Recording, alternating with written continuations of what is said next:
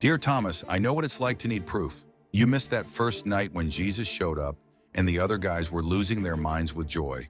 While they celebrated, you stood there empty-handed, demanding evidence like a good detective. You said unless you could see those nail marks and touch those wounds, you wouldn't believe.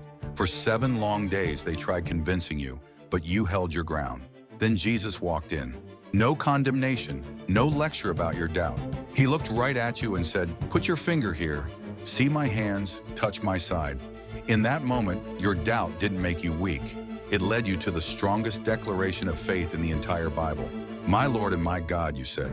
Here's what I learned from watching your story unfold. Honest questions don't disqualify us from faith. They often lead us deeper into it. Jesus didn't shame your doubt.